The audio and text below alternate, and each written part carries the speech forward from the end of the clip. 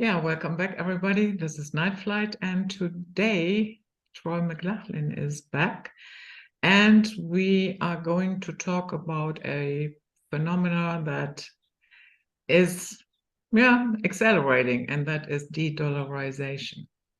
And I'm very happy to welcome Troy here. That's So, great to be Troy, back. welcome back. And how are you? Good. Otherwise, certainly finding the last three or so months to be very, very interesting, not only in terms of the geopolitical, but particularly in terms of the economic situation around the world. I've always felt that understanding how the world works, really one's baseline should start with economics before even politics or religion. Economics is ultimately what makes people act, whether they're at the height of government or just simply dealing with their own personal finances. It's the economics that tends to determine which direction we go. And I think it applies to nations as well as individuals equally.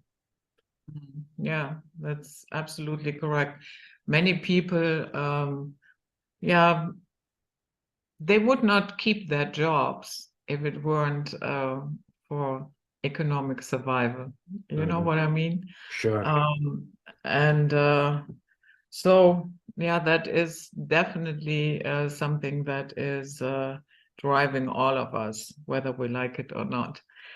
So not every listener is probably a financial expert.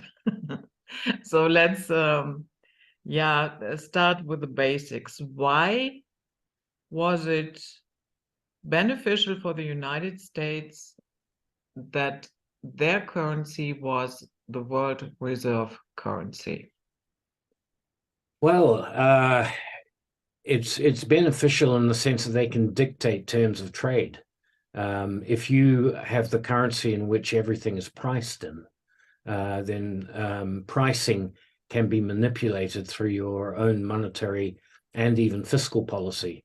By that, I mean monetary policy is what the Federal Reserve does. Fiscal policy is what the American government does. And I should state at the beginning, though, I'm not a financial expert by any stretch of the imagination.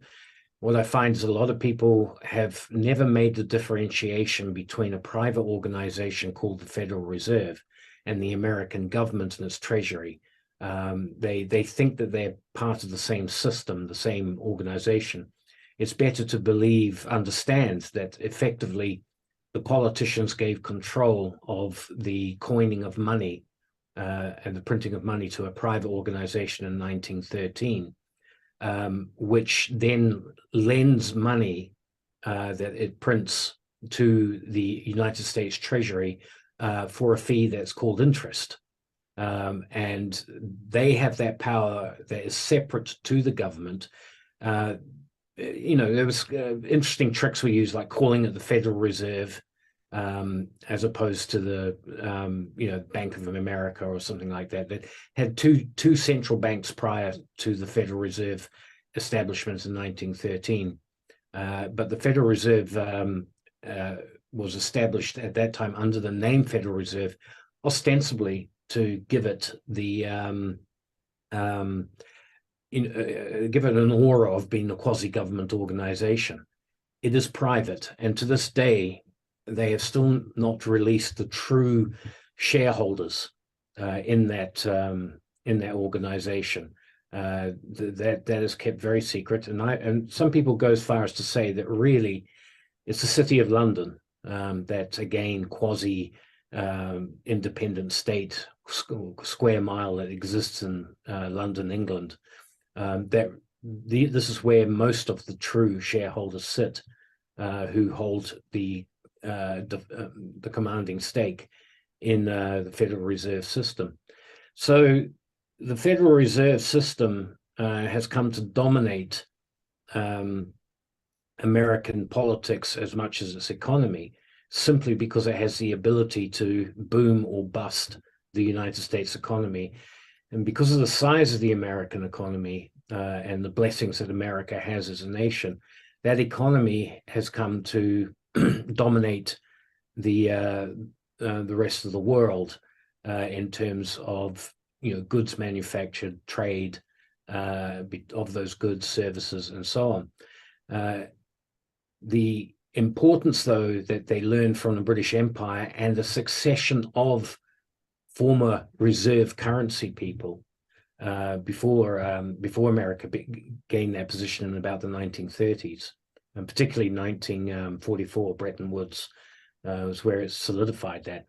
What they learned before that is that if you can price what people the price that people put on their products and services, if you can dictate which denominated currency that is done in, and you control how that currency is placed, is made available by printing or by subtracting it through raising rates, these sorts of techniques, then you can pretty well much ensure an empire that doesn't need a military to garrison the entire world at the point of a gun. All you need the military for then at that point is to make sure people recognize the reserve currency, and the reserve currency will do the job of keeping everybody tagged to the American system and to the people who benefit by being shareholders in the Federal Reserve that determines how that currency is issued. What you just said, that reminded me of an interview that I saw many years ago, and unfortunately his name escapes me. He was head of the Federal Reserve before Ben Bernanke. Greenspan. Excuse me? Alan Greenspan? Yeah, exactly, Alan Greenspan. And in that interview, he said that no American president can dictate to the Federal Reserve what to do. And so I was sitting there and I thought, wow, that's a bold statement. And it should tell people that, no, this is not part of a governmental structure. This is really a private entity. Yeah, I think, you see, I touch on this in my own book, Satin Death Cult, very briefly, but the history of the United States starts as a revolt against the granddaddy of all central banks, which is the Bank of England. People are taught that it's a revolt against the King of England, but the King of England was acting the way he was acting in imposing ruinous taxes on the colonies because of the debt he had incurred with the Bank of England. So there's an old saying, I think it's biblical, it could be just apocryphal, but it's the borrower will always be slave to the lender. And in this case, the King of England was slave to the central bank, and he was looking for ways to pay off his debts, and he thought he could get away with saddling the American colonists with those debts. And they rebelled, saying, if you're going to do that, at least give us representation in Parliament, which would have been their right. At that time, you've got to remember the colonists were English people, or British, so to speak. They were under the British Crown. They were British citizens. George Washington was born a British citizen. He was in the colonies, but he was part of the great the British Empire system. And King George III refused that request for representation. So the Americans rebelled. So effectively, America was created quite literally as an act of rebellion against what was happening with the Bank of England and its control over the King of England at that time. And as a result of that revolution, the Bank of England and the people involved in the Bank of England, which would ultimately become the Rothschild clan, became the most dominant of the bankers after the Battle of Waterloo of 1815, when they gained a controlling stake in the Bank of England. They had been trying ever since the American Revolution to put America back under the central banking system. The first attempt ran out of its charter. It didn't get renewed. The second attempt, Andrew Jackson quashed it. And as he said on his deathbed, I believe, the best thing I ever did was kill the bank, meaning the second national bank. And the third time, you've got to go all the way up to 1913, when the Democrats and Woodrow Wilson sneakily passed the Federal Reserve Act on Christmas Eve, when everybody was off home, and Woodrow Wilson signed it into law immediately. And of course, the consequence of that was that America suddenly now had an inland revenue service. Income tax became a factor in American life, which it had not been prior to that. So the European, particularly Bank of England or City of London powerhouses of finance, gained control over probably the most blessed continent on earth in terms of natural resources, and has been able to dominate the economy that grew out of that continent. We know America, the North American continent, doesn't suffer from the fractious, split between cultures like, let's say, Europe or Africa. Even South America has, to a certain extent, certainly Asia, but Europe, Africa, the old world, has that fractious sort of nation state legacy that it has to deal with. There are only three countries of note in the North American continent. I know there are countries in Central America, but they're more affiliated with South America than they are with the North. But Mexico, Canada, and the United States being the dominant countries there, it makes it a lot easier to create a cohesive economy without the inherent problems of trading over borders and between jurisdictions and so on. And so America has always been incredibly blessed that way, and it was the greatest victory of those who promote central banking to capture it and put it under control of the Federal Reserve, which is about as federal as a joke goes as Federal Express, the parcel organization. And and so since 1913, contrary to the American Constitution, the Federal Reserve has dominated the means by which money is coined in America. They lend it into the Treasury because the Constitution says only Congress will have the right to coin money, and so on. So they get around that through a loophole where they lend the money to Treasury, and Treasury just rubber stamps it into the American system. But there is actually an anti-constitutional system that they have, and they've been under that system now for over 100 years, 110 years this year. Yes, 110 years this year. And it's because it has controlled that incredibly blessed economy that burgeoned at the beginning of the Industrial Revolution. It's managed to impose its form of trade, its form of international finance virtually on the entire world in some form or another. And that is what we are seeing implode today, I believe, as we watch, as you stated at the beginning of this, the de-dollarization of the world economy. When you talked about Andrew Jackson, wasn't he also the president who said something along the lines that central banks are more dangerous than standing armies? Yeah. These guys, I often say in many interviews, I probably said it many times when we've spoken, Judith, that your great-grandfather's villains are not today's villains, in that today's villains are a shadow of the kind of men that were, the Maya Rothschilds and Nathan Rothschilds of yesteryear, were supermen compared to some of the clowns that we see running around in the world today.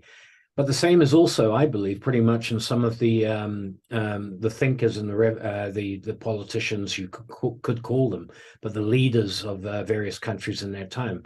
The founding fathers of the United States, who are under much criticism in today's woke culture as it is at the moment, these guys were in a league of their own in terms of understanding the consequences of governmental action. And this is why when the American Revolution took place, as opposed to how the French Revolution turned out, the American Revolution sort of launched America as the hope of the world. There are people that say, no, they had slavery, so that cancels that out. Everybody had slavery at that time. Okay. Slavery was, no different today. Everybody drinks beer or something like that. I'm not trying to minimize what slavery is actually about. It's a form of murder in the sense that it takes people's identity and destroys that, especially in its chattel form. But the slavery that was practiced around the world was practiced universally, and that's the world that they came into. And while you can give credit to Britain for being the first country to actively not only just outlaw slavery, but actually make an effort to quash it around the world on the high seas using its navy and so on, America ended up fighting a civil war over slavery, of which 400,000 plus men gave their lives to stop slavery in the United States. Yes, 360,000 gave their lives to keep it as well. But the legacy of those 400,000 Union soldiers and people who died for the cause is, in my opinion, an example of why what was created in 1776 was seen as such a beacon of hope for much of the world that had been under the oppression of major religions and feudalism in one form or another. And, this is the reason why people flocked to the United States over a period of 100 years. That has been subverted. The initial concept of what, they talk about American values. So one of the biggest mistakes, well, it's not a mistake, it's actually done on purpose. You people talk about American values, those in America who have led America to where it is now. They talk about American values as in our democracy, our democratic values. America was never a democracy. It was a republic that used democracy. And what that simply meant was that America was the kind of place where if you were able to get the tyranny of the 51% behind you in terms of democracy, you still couldn't say, and that means that we're going to pass a law that murders this ethnic group or kills this religious group or something like that. You couldn't win an election. You couldn't win a vote under a republic and then proceed to use that as justification to make a law that broke laws, like the murder of an entire ethnic group and so on like that. So the rule of law was the aspect of the American Constitution, constitutional republic that they created, that gave America its values and strength before everybody went off on this kick that, if you get more people to vote for you, then you must be right. Thomas Jefferson, I think it was Thomas Jefferson on, this is probably horrendous paraphrasing because I'm doing it from memory, but he got into a debate with French philosophers, political philosophers, and so on, during his visits over there. Jefferson loved the French. There were a lot of Francophiles amongst the founding fathers, and they found an affinity. But he did say something that because 500 Frenchmen say something is right does not make it right. Okay, and this is the problem that we are shifting into today, that if you have the majority on your side in whatever form it is, that's tantamount in today's society that what you are behind is correct, has to be the truth. You just got to get the more numbers on your side to show that you have the truth. And that's always been the weakness of democracy. Even from Greek times, the Greeks understood that demagoguery was always the problem of democracy. And the only solution to that is a republic that enforces its laws and so on, okay? Well, the Federal Reserve was an anti-constitutional development, anti-constitutional.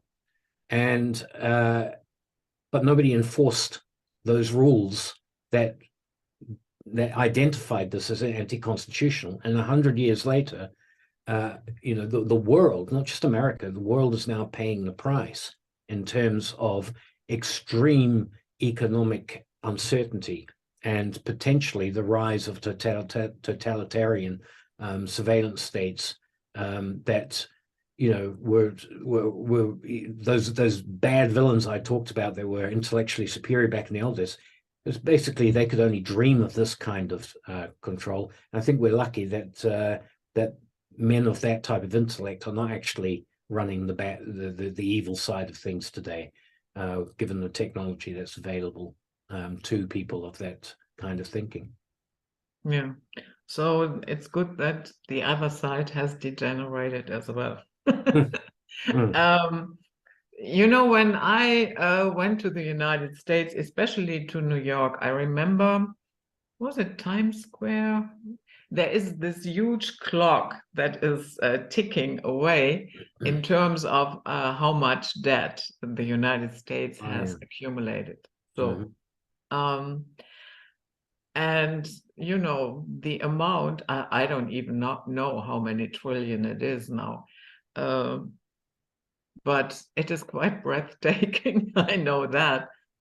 And is the fact that because as a normal human being, you might think, how is that sustainable?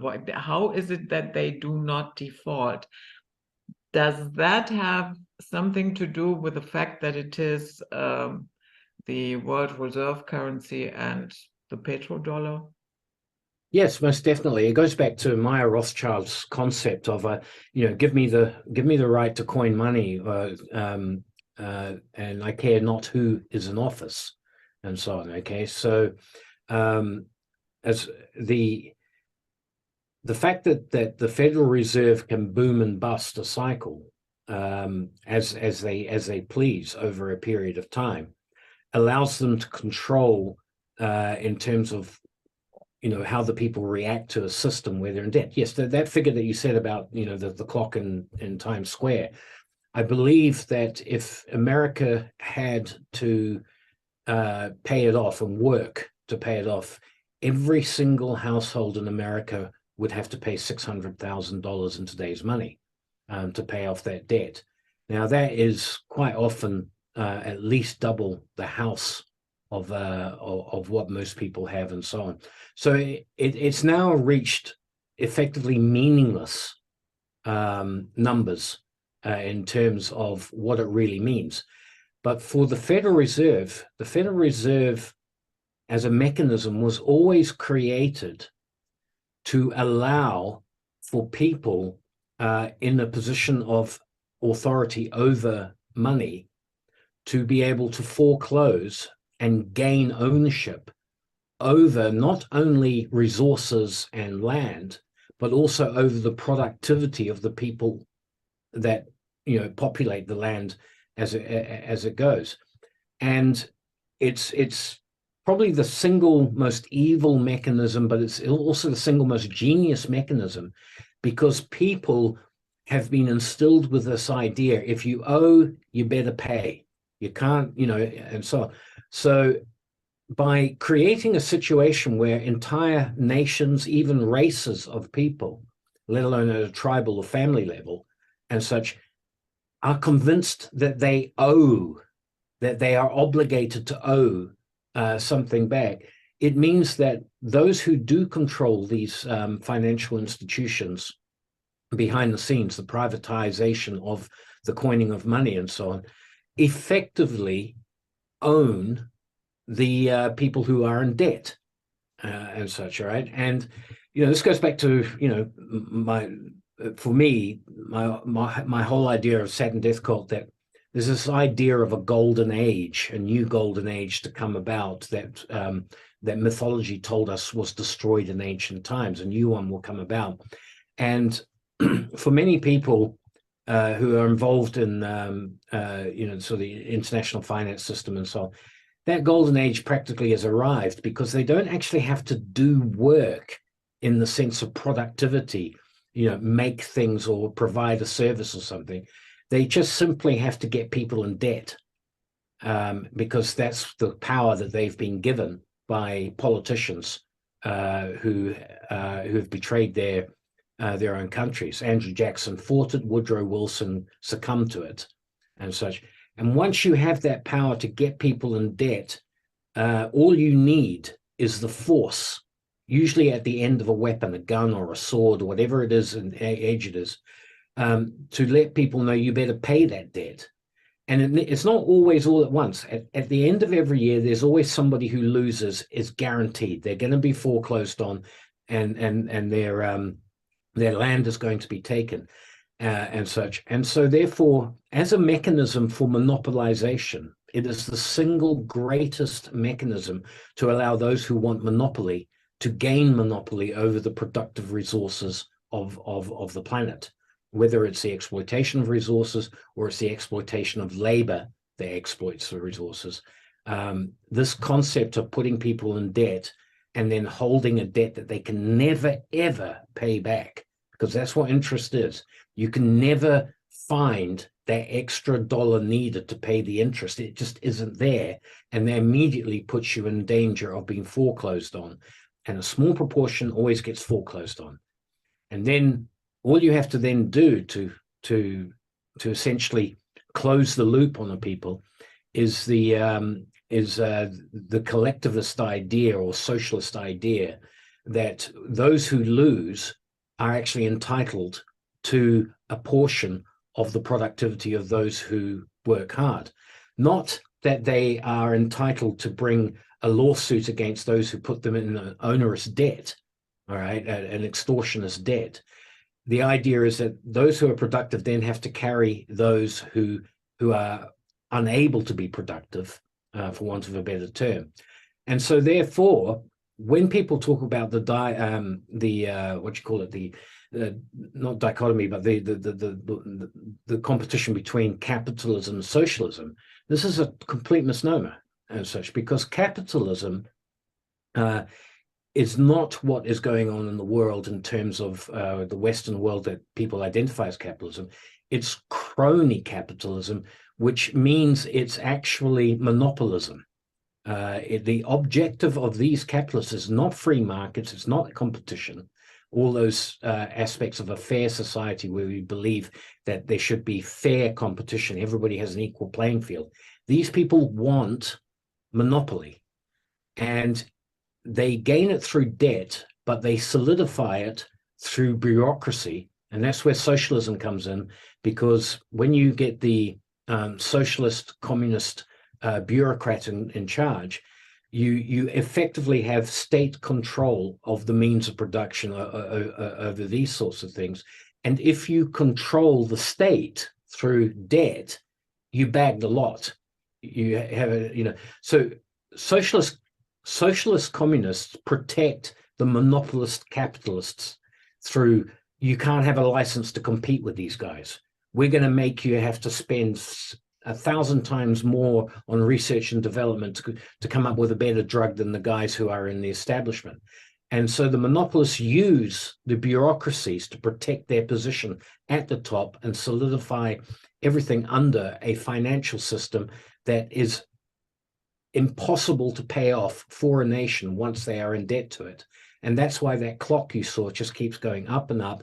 But it's a clock that really only started ticking in 1913 and such. And, this is where income tax comes from. The ridiculous saying, that, there are two sure things in life, death and taxes.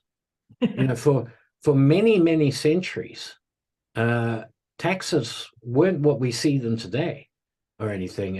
Even conquering nations wouldn't dare put a conquered people under the kind of tax regime or tribute regime, as they used to call it, that our own governments now put their own people under.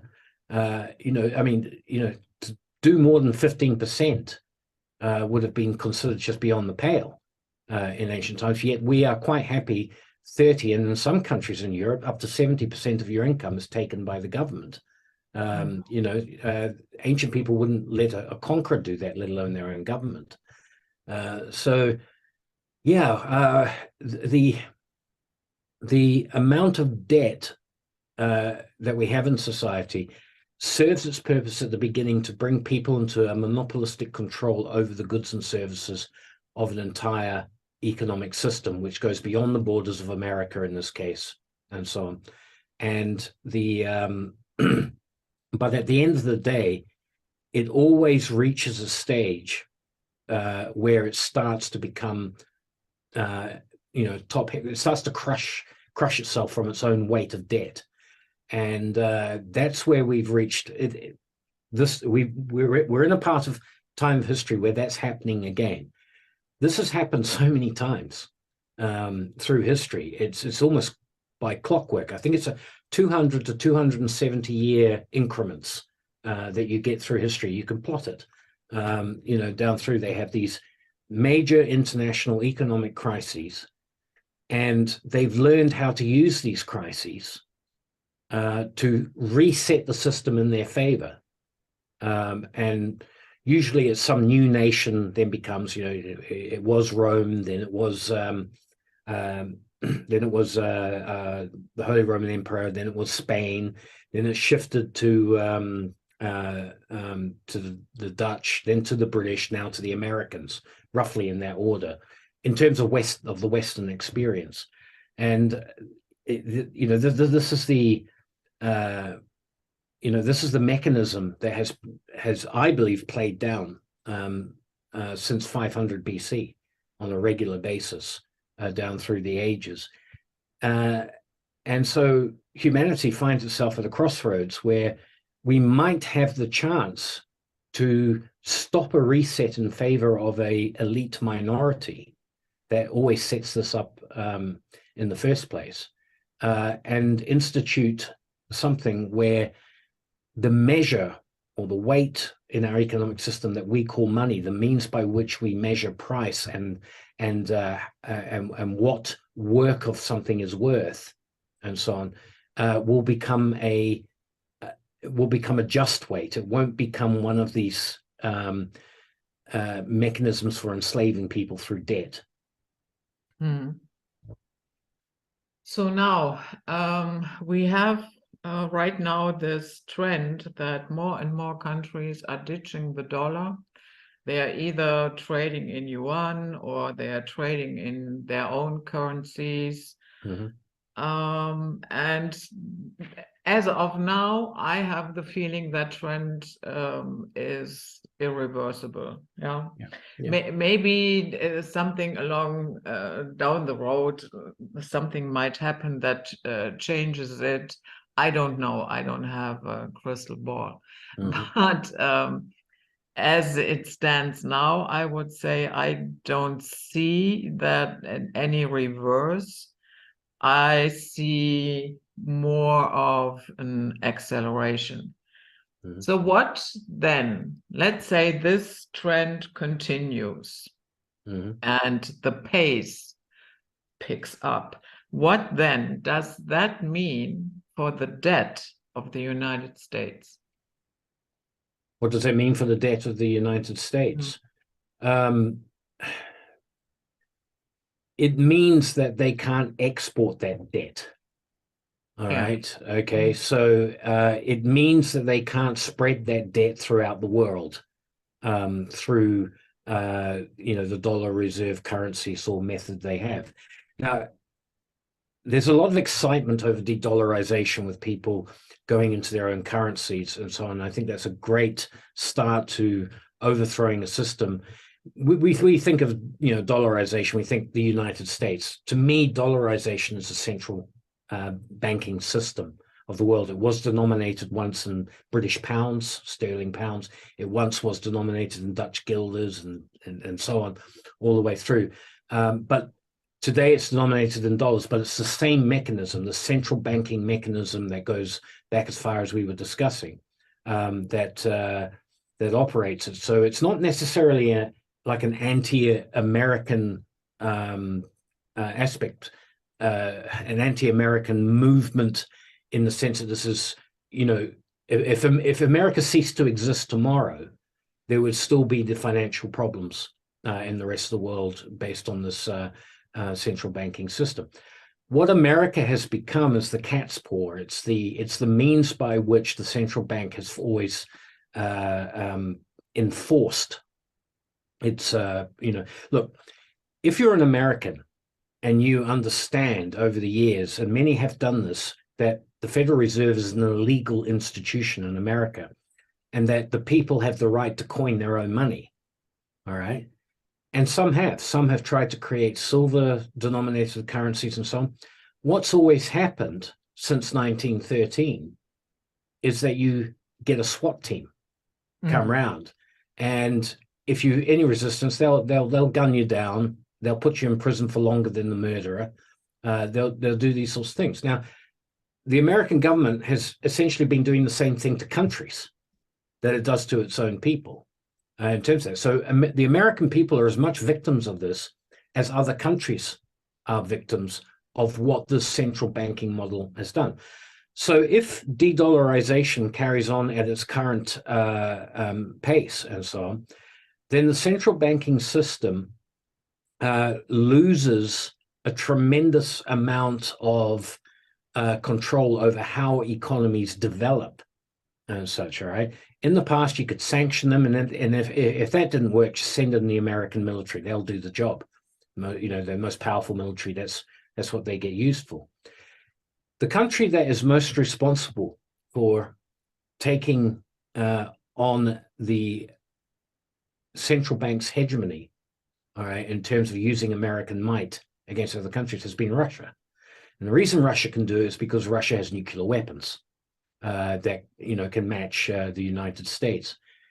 And we have seen the most astounding thing, that with Russia and the Ukrainian war situation being sanctioned by America, something that usually always brought a country to its knees, we've seen the opposite with Russia. They've actually thrived. The rubles become stronger, their economies become stronger. They didn't lose out in oil sales. India and China picked up the slack and so on. In fact, the only people who suffered are the Western countries that are still under the Federal Reserve System. And the Federal Reserve System can't quite get the American system to decide to go and confront Russia full on and say, stop doing this, buckle down to us, or we will destroy your country. They've tried to do it through a color revolution, which is, how they've been sort of doing the Arab countries, because the Muslim countries were always outside of the central banking system because of their prohibition on interest rates. But they do have central banks. They do have central banks, but they have a prohibition on interest. But the banks also charge interest. They charge interest in terms of fees, but what they don't do is they don't issue money as a debt. Okay. All right. So, I mean, look, the last country in the Western world that attempted to do this was Germany. All right. And it was a guy called Adolf Hitler. All right. Now, Adolf Hitler was actually the toast of politics in the early 1930s. A lot of people thought he was, great stuff and everything. Then what happened? The Reichsmark. Am I pronouncing that correctly? Reichsmark. Yes. Okay. That was introduced, and suddenly you found the international order turning on Hitler at that time. Now, people can argue that, well, it was righteous to go against Hitler, whatever it was at that time, because of what we found out he was doing anyway, and so on. Okay. And his politics, the suspect, blah, blah, blah. At the end of the day, Hitler is a socialist, and that he was never really a free market person. National socialism is socialism, but with a national bent to it and such. But Hitler got offside because of the way he started to run the money system in Germany to bring Germany out of its depression. And it seemed to be working, but there was a massive, massive threat to the central banking control of world finance at that time, which was completely controlled through London and through Switzerland at that time. And the Federal Reserve was just getting it, into its stride in America, but was shown to have caused a depression in America and so on. So this was a massive threat to them. Now, Russia is effectively doing a similar type of thing by breaking from the international system. But Russia is an entirely different proposition to even Nazi Germany in the 1930s in terms of what it has to fight back. And so proxy wars and sanctions are the means by which the United States or the central banking system is trying to combat what's going on, but they are losing control. And here's what the point I was going to make before I started off on what Russia was doing and why you look at Russia and so on, is that don't get confused between that dollarization is a loss of the reserve currency or the end of a reserve currency. What it is the end of a payment currency. So international trade is settled in US dollars, okay, has been ever since, particularly 1971 with the launch of the petrodollar and so on like that. So what people are paying in is no longer dollars, and that is accelerating, but the reserve currency remains dollar-denominated securities. So when you talk about China and its wealth and the securities that it has and so on like that, it doesn't have pallets of $100 bills in terms of all of the American debt it owns.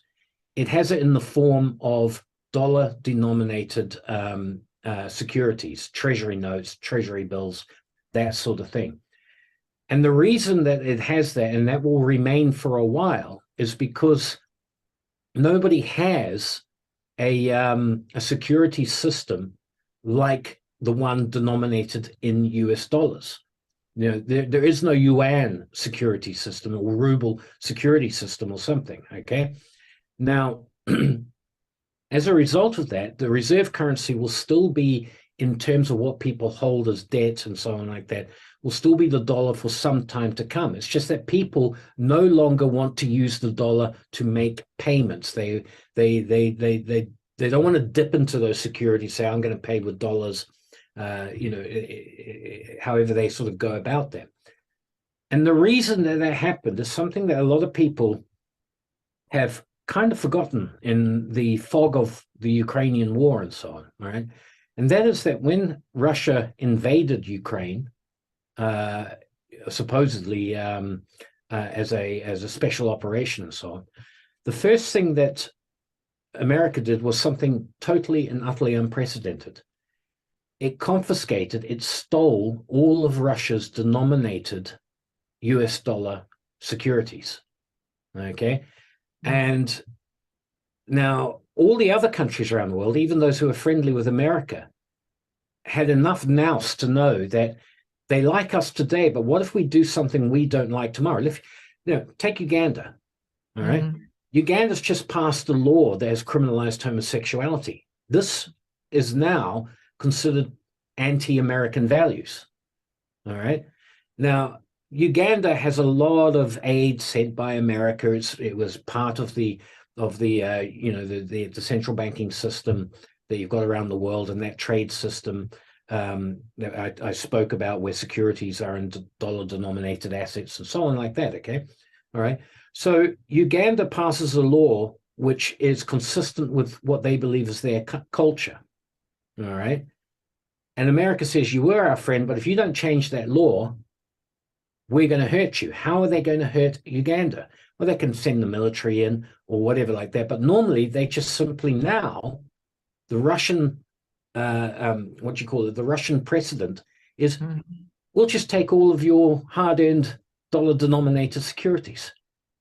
You won't have it anymore. It'll belong to us.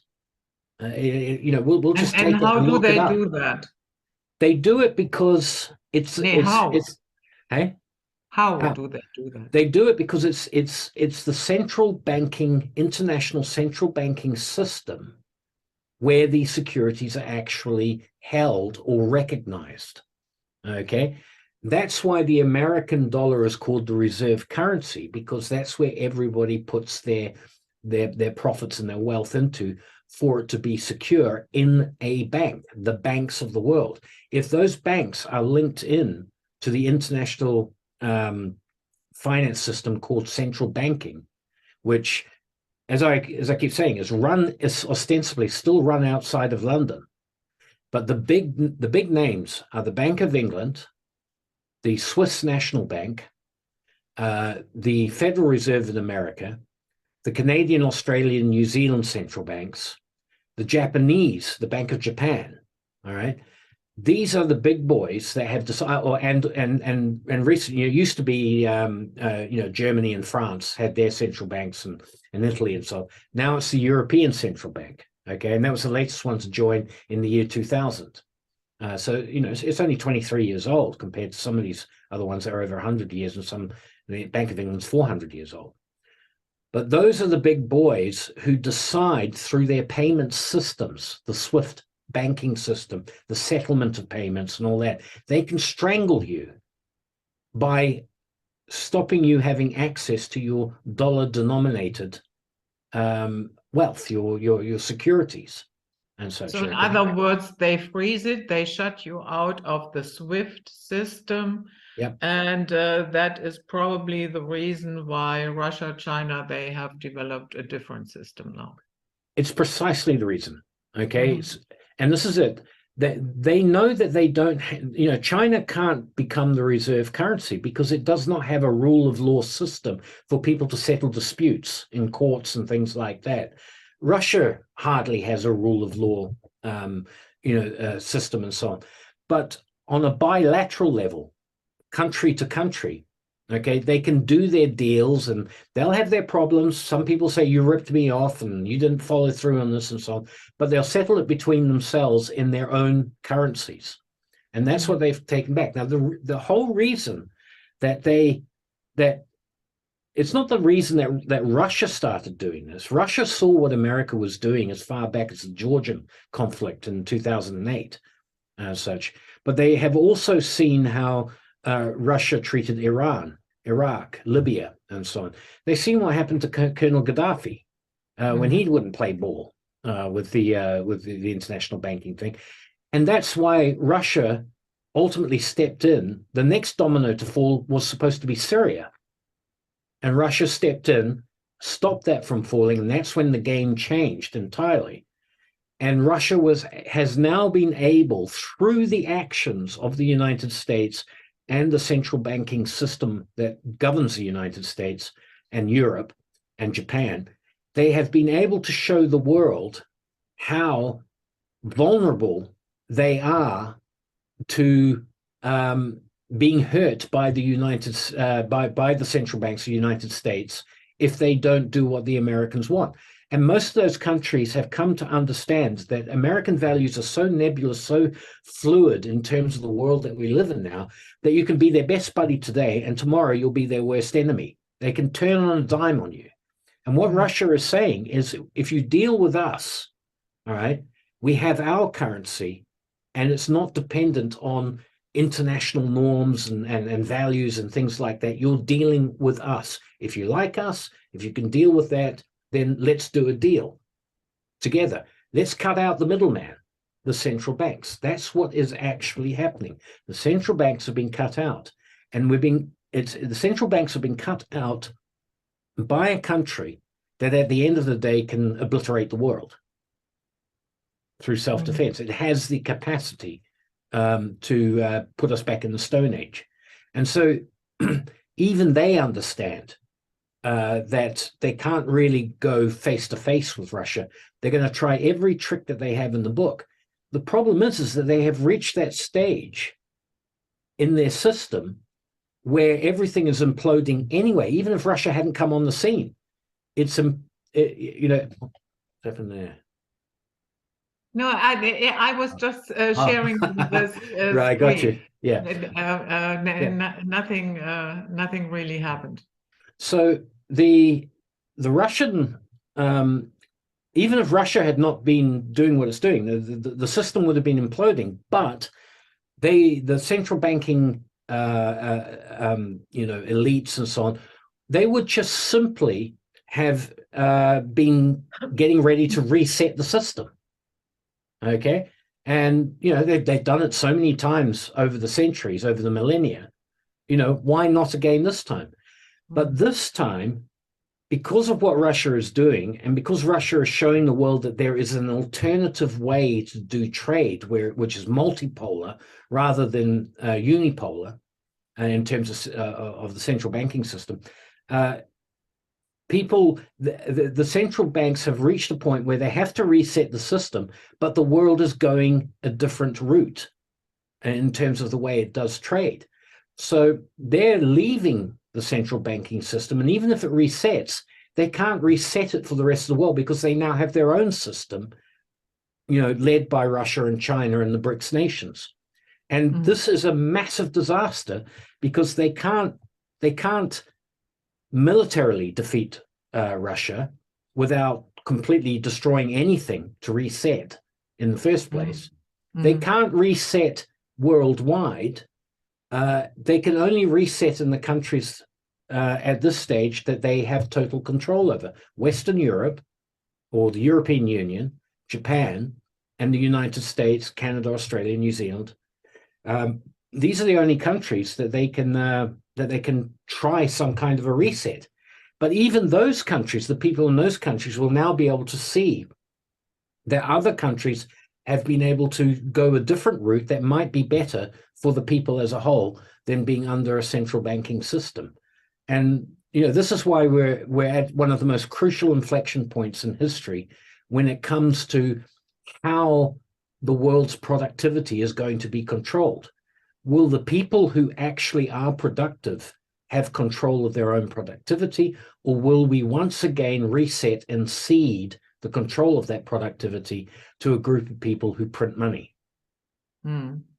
Yeah, I pulled this article up because it fits very well with what you said about that other countries, of course, they observe what was happening when, they took their securities denominated in US dollars. And yes, you're correct. There was a time, if you even entertained the idea to sell your oil or whatever no longer in US dollar, you pretty quickly had the US Army standing in your country.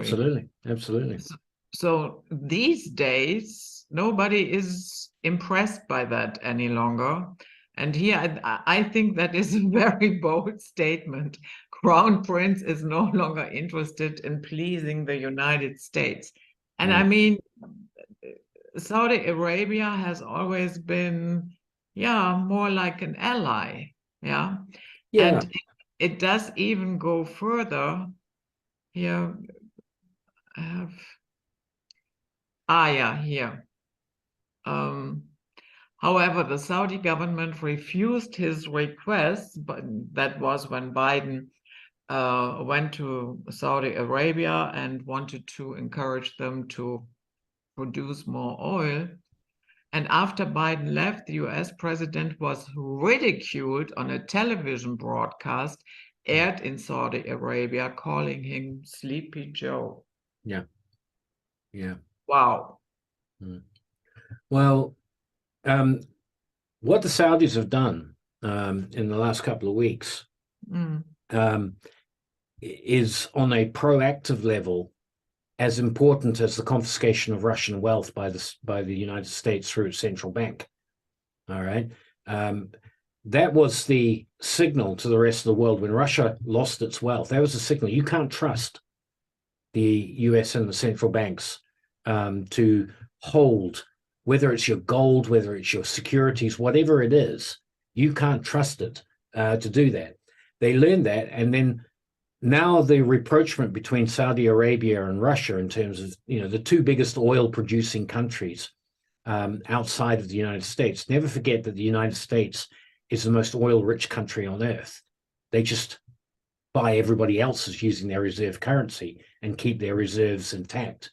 As a result, that's how it's operated for the last 50 years, as far as that goes. But with the Saudis going with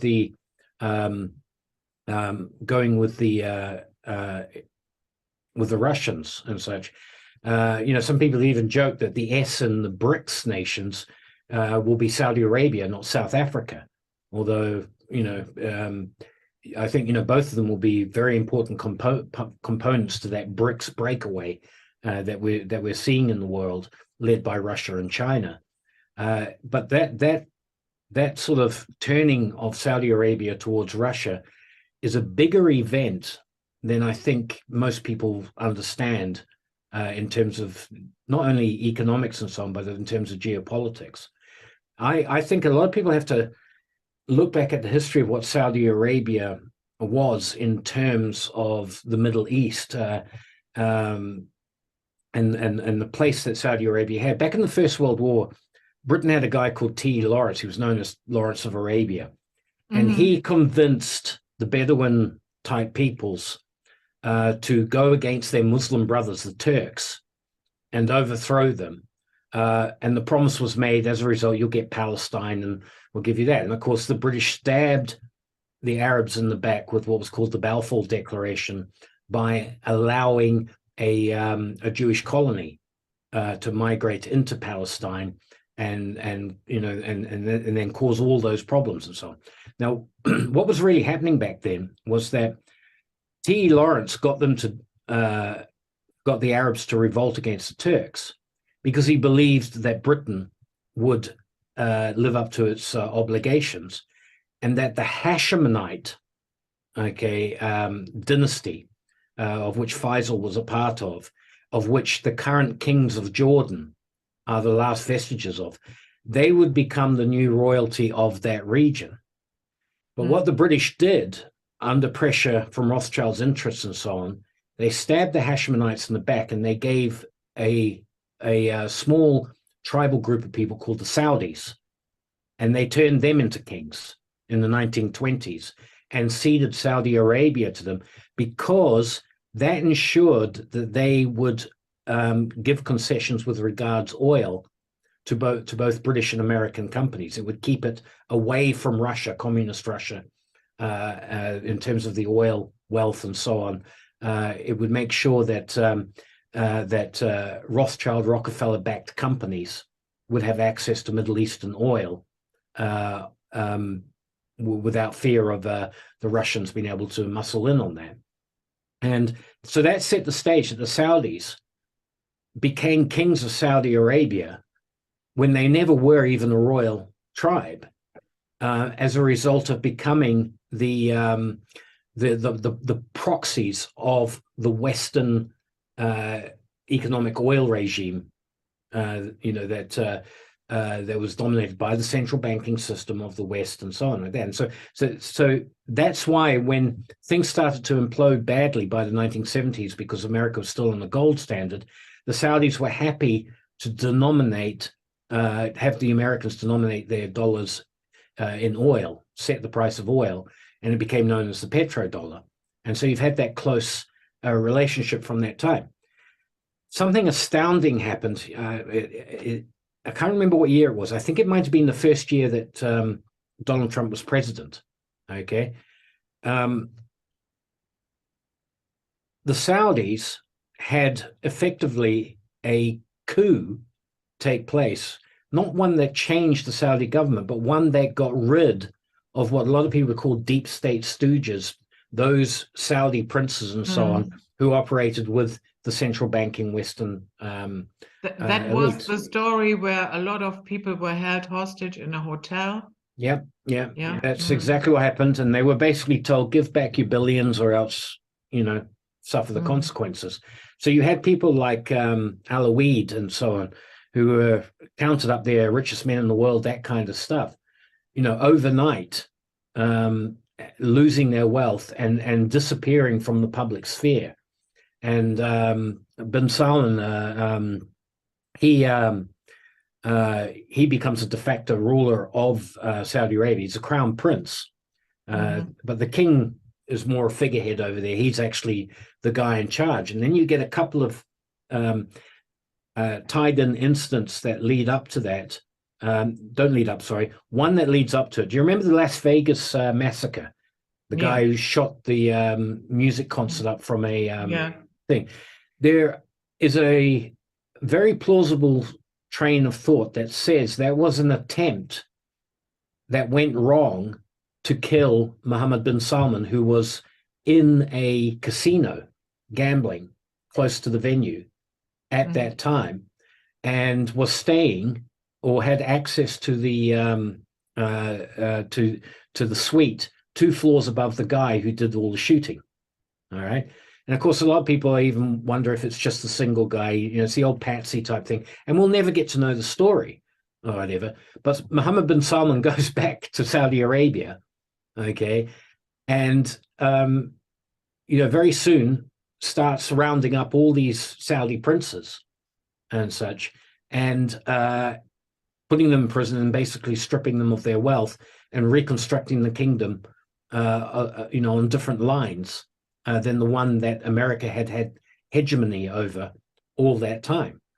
And after that, and what was the second thing? So you had the massacre in Vegas that may have turned the guns on the concert to hide the fact that they had actually been trying to assassinate the future king of Saudi Arabia. After that particular event, when they had rounded up all the people with regards confiscating their wealth, you then had the murder of the Khashoggi guy, who was a relative Adnan Khashoggi, in the Turkish embassy consulate sort of thing, and such, and that, which had all the hallmarks of an attempt to create sort of an anti-Saudi. Suddenly now Saudi Arabia had become pariahs on the world scene and such. Okay, so this is the way the intelligence communities that are the real cat's paws of the central banking systems of the West operate. They use their assets in the media to turn people against the country and to create a swell of opinion against these countries, turn them into pariah states, to then build up to, that's why we have a revolution there. But that hasn't worked with Saudi Arabia. And they've managed to retain control. And now you see them in every conceivably practical way turning their backs on the United States. Yeah. I mean, when Trump went there, he did his little sword dance with them. This is now, I don't mean to be disparaging. This the sword dance is an incredibly high honor. It doesn't happen to just anyone. It usually only happens to royalty that they will do. Prince Charles has been given it when he was Prince Charles, that sort of thing. So it's a big deal to Saudis. Biden was never given a sword dance. Obama was never given a sword dance, but Trump was. Trump backed the Saudis in what they did. He just hands off. Your country, you deal with it how you see fit, as far as that goes. He didn't get involved in trying to tell them how to run their coup and all that sort of stuff. So you can see that there is that factional fighting in America spills out into how people are positioning themselves in the rest of the world with regards to their traditional alliances with the United States, depending on who might be president at that time. And it just signals extreme weakness on the part of the United States in its current phase, that they are actually deciding that they don't want to stick with these people. Yeah, exactly. And all this, this woke agenda is just going to backfire big time. And countries, leaders have enough of it. Yeah, they do not want to go down that road. And so I'm not really surprised that all of this is happening. So Troy, it's already end of the first hour, and we see the patrons on the other side. okay.